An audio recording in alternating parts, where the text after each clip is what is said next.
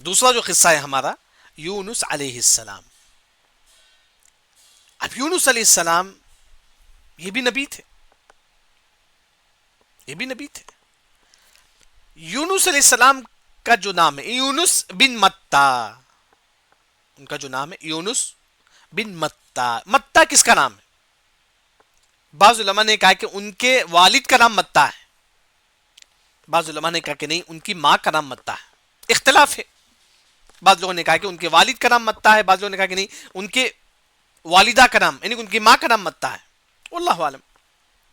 مشہور جو ہے نا ان کے والد کا نام ہے یونس علیہ السلام کے والد کا نام جو ہے نا متا ہے. یونس علیہ السلام کا نام قرآن میں 4 مرتبہ ذکر ہے. یونس کے لفظ سے 4 مرتبہ ذکر ہے. 2 مرتبہ مچھلی والوں کر کے ذکر ہے. 4 مرتبہ نام ذکر ہے یونس علیہ السلام کا، 2 مرتبہ مچھلی والے کر کے. وَذَنُّونِ إِذْ ذَهَبَ مُغَاضِبًا فَظَنَّ أَن لَّن. وَذَنُّونِ مچھلی والے، نون کا مطلب مچھلی والے، جیسا کہ سورہ قلم میں ہے کصاحب الحوت. حوت کا مطلب مچھلی، یعنی کہ 2 مرتبہ مچھلی والوں کر کے نام سے. مچھلی والے مطلب کون؟ یونس علیہ السلام.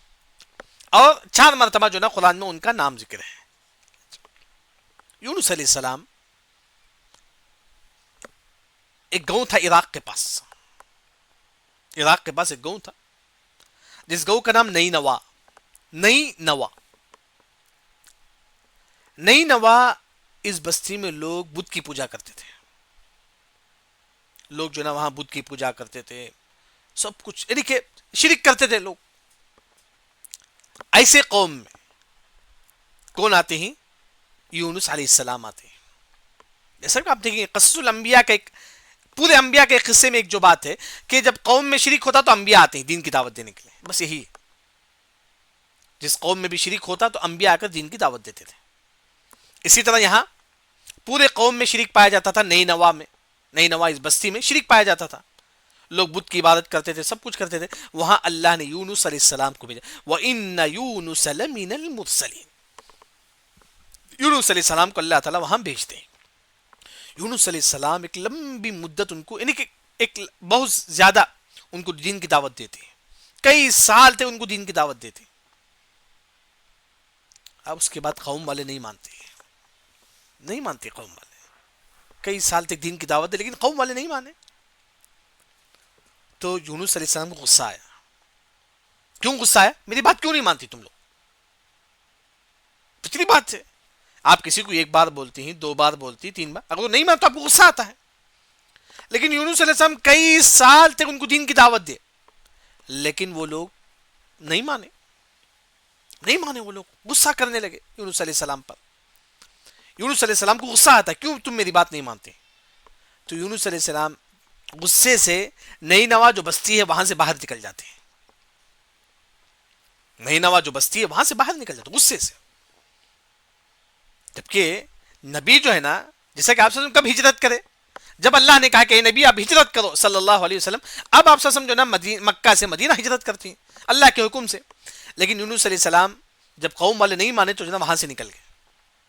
اللہ کے حکم کا انتظار نہیں کرے، وہاں سے نکل گئے. وہی ان کی غلطی تھی. کہ کوئی بھی نبی جو ہے نا اپنے گاؤں سے نکلنا ہے تو اللہ سے پرمیشن ہونا ہے تب وہ نکلے گا. لیکن یونس علیہ السلام نہیں مانتے. غصے میں کیا کرتے ہیں؟ اپنے قوم والوں سے بولتے ہیں قوم والے تم میری بات نہیں مانتے ہیں نا، 3 دن تک ٹائم ہے تمہارے لیے، اس کے بعد تم پر عذاب آنے والا ہے. یونس علیہ السلام نکلنے سے پہلے کیا بولتے ہیں؟ اے قوم والے 3 دن کا ٹائم ہے بس، اس کے بعد تم پر عذاب آئے گا. اب اس کے بعد یونس علیہ السلام وہاں سے نکل گئے. اب وہ یونس علیہ السلام نئی نوا بستی سے نکل گئے. اب یہ قوم والوں کا کیا ہوا؟ 3 دن کے بعد پورا آسمان اندھیرا ہو گیا. اب لوگوں کو معلوم ہے کہ عذاب آنے والا ہے. معلوم ہوتا ہے کبھی کبھی ماحول ایک دم چینج اگر ہوتا ہے سمجھ جاتے کوئی نہ کوئی ہونے والا ہے. تو پورا آسمان اندھیرا ہو جاتا ہے، بلیک ہو جاتا ہے.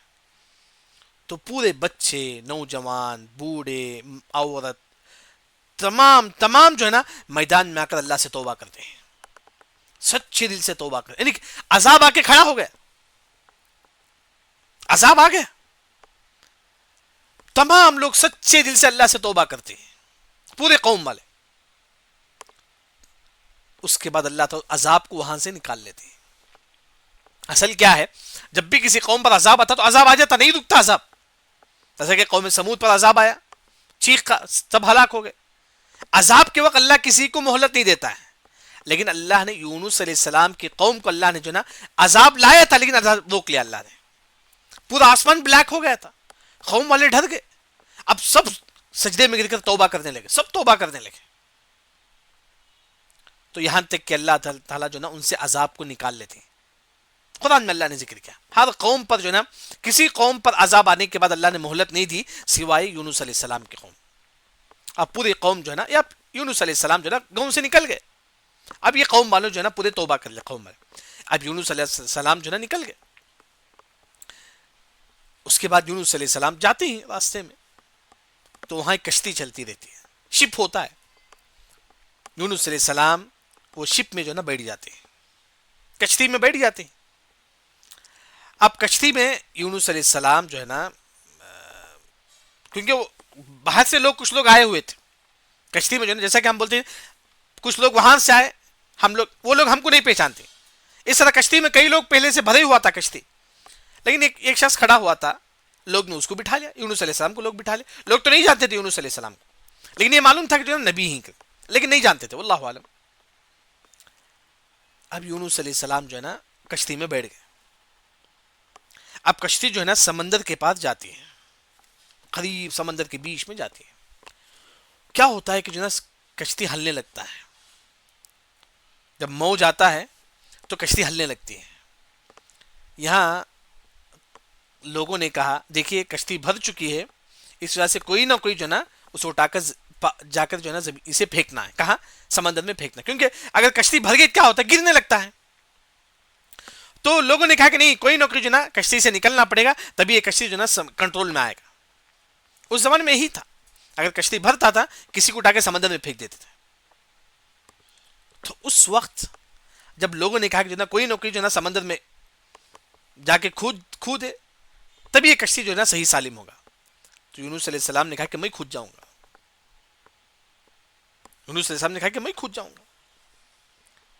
کیوں کہا یونس علیہ السلام نے؟ کیوں کہا؟ کیونکہ جب کشتی ہل رہی تھی، امام طبری جو مشہور مفسر ہیں وہ ذکر کرتے کہ جب کشتی ہل رہی تھی اس وقت قوم والوں نے کہا کہ دیکھیے ہماری کشتی میں کوئی ایک گنہگار ہے، اسی وجہ سے کشتی ہل رہی ہے. یعنی کہ وہ تمام لوگوں سے کہہ رہے تھے دیکھیں کشتی میں جو گنہگار ہیں وہ کشتی سے باہر جو ہے نا سمندر میں ڈبکی مارے، سمندر میں چھلانگ مارے، یعنی کہ تمہاری گناہ کی وجہ سے پوری کشتی ہل رہی ہے. تو یونس علیہ السلام کہتے ہیں کہ میں ہی وہ گنہگار، دل میں بولتے تھے. جب قوم والوں نے کہا کہ یہ جو گنہگار ہے وہ سمندر میں کود مارے، تو یونس علیہ السلام دل میں بولتے کہ میں ہی گنہگار ہے. کیوں؟ اللہ کی اجازت کے بغیر وہاں سے نکل گیا، دل میں بولتے یونس علیہ السلام. لیکن یونس علیہ السلام کہتے ہیں کہ دیکھیے میں کھود جاؤں گا. قوم والوں نے کہا کہ نہیں، کیونکہ وہ اجنبی لوگ تھے، اجنبی تھے. وہ لوگوں نے کہا کہ نہیں تم ایک اجنبی ہو، تم کیسا کھود سکتے ہو؟ اچھی بات ہے. اب کیا ہوا؟ قرا ڈالنے لگے، جیسا کہ قرا ہوتا ہے. جیسے کہ آپ صلی اللہ علیہ وسلم جو ہے ان کی جو بیویاں تھیں، 9 بیویاں، جب سفر میں جاتے تو آپ جو ہے چٹھی ڈالتے تھے، جس کا نام آتا اس کو سفر میں لے کر جاتے ہیں. تو اس طرح قرا ڈالتے ہیں تمام لوگ، بلکہ یونس علیہ السلام بھی جو ہے نا اپنا جو ہے نا قرا اس میں ڈالتے ہیں. کس کا نام آتا ہے؟ یونس علیہ السلام کا نام آتا ہے. اب یونس علیہ السلام کہتے ہیں چلو میں کھود جاتا، خود ہی بولتے یونس علیہ السلام میں کھود جاؤں گا. لیکن لوگ بولتے ہیں کہ نہیں یونس تم نہیں کھود سکتے، کیونکہ تم ایک اجنبی لوگ ہیں. بعض لوگوں نے کہا کہ یونس نہیں، تم ایک نبی ہی، تم کیسے کھودیں گے؟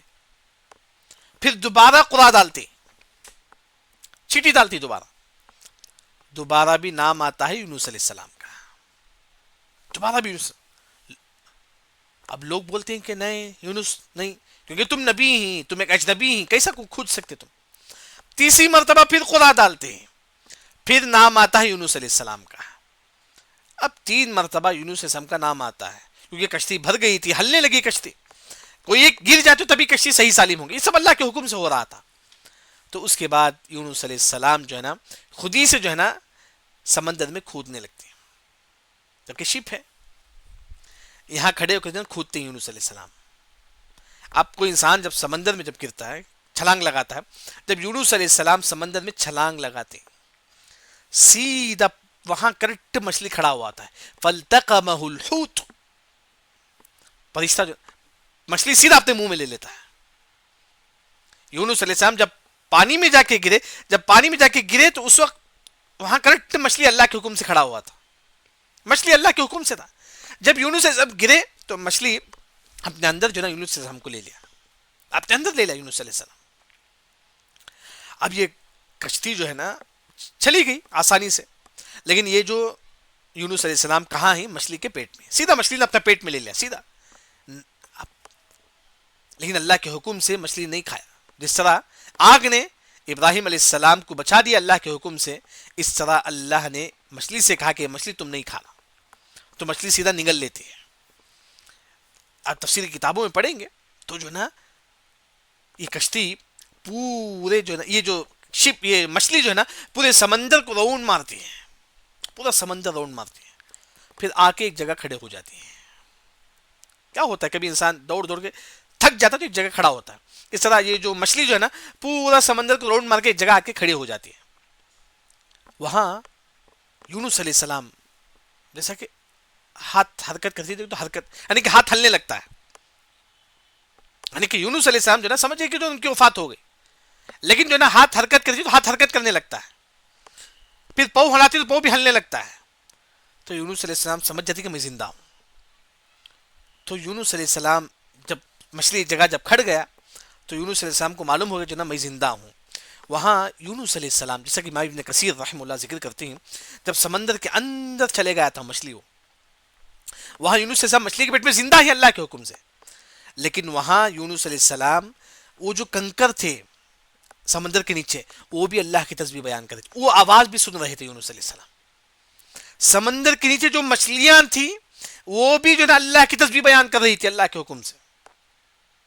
ہر چیز یونس علیہ السلام مچھلی کے پیٹ میں مچھلیوں کی تسبیح سن رہے تھے, کنکر کی تسبیح سن رہے, جیسا کہ اللہ نے کہا وَإِن مِّن شَيْءٍ إِلَّا يُسَبِّحُ بِحَمْدِهِ وَلَكِن لَّا تَفْقَهُونَ تَسْبِيحَهُ.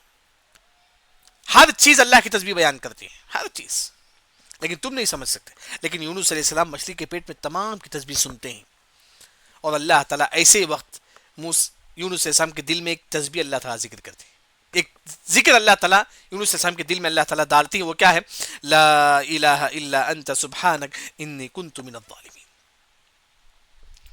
یونس علیہ السلام مچھلی کے پیٹ میں دعا پڑھتے ہیں, لا الہ الا انت سبحانک انی کنت من الظالمین.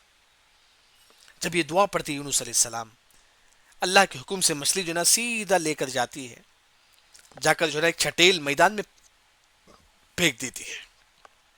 فنبذنا یعنی کہ پھینک دیتی ہے مچھلی, کہاں؟ ایک چھٹیل میدان. اچھا کتنے دن تھے یونس علیہ السلام مچھلی میں؟ یہاں ایک جو قول ہے وہ یہ ہے کہ 40 دن تھے. 40 دن تک یونس علیہ السلام مچھلی میں تھے. لیکن دوسرا جو قول ہے مفسرین کا 3 دن تک یونس علیہ السلام مچھلی میں تھے. لیکن سب سے صحیح قول جو اکثر مفسرین جو ذکر کرتے ہیں وہ ہے کہ 7 دن تک یونس علیہ السلام مچھلی میں تھے. 7 دن, کیونکہ وہ مچھلی جب اپنے منہ میں لے لیا تو پورا سمندر راؤنڈ مارتا ہے مچھلی, وہ پھر ایک جگہ آ کے رکتا ہے. وہاں یونس علیہ السلام تمام کی تسبیح سنتے ہیں, پھر اللہ کے حکم سے وہ بھی تسبیح بیان کرتے ہیں. اب یہ جا کے جو ہے نا مچھلی کیا کرتا ہے, دیکھیں یہ مچھلی لا کر ایک چھٹیل میدان میں پھینک دیتا ہے. اب سمجھے کہ کوئی انسان نعوذ باللہ مچھلی کے پیٹ سے باہر آئے تو کیسا ہوگا, اس کی باڈی کیسے ہوگی؟ تو عبداللہ بن عباس رضی اللہ عنہ, عبداللہ بن مسعود رضی اللہ عنہ فرماتی ہیں کہیئت الفرخ. آپ دیکھیں گے چڑی کا جو بچہ ہوتا ہے, چڑی کا بچہ جو پیدا ہوتا ہے اس کے جسم میں کوئی پر نہیں ہوتا ہے, چھوٹا بچہ چڑی کا, آپ دیکھ سکتے چڑی کا چھوٹا بچہ, اس کے جسم میں کوئی پر نہیں ہوتا, صرف گوشت ہوتا ہے, چھوٹا بچہ.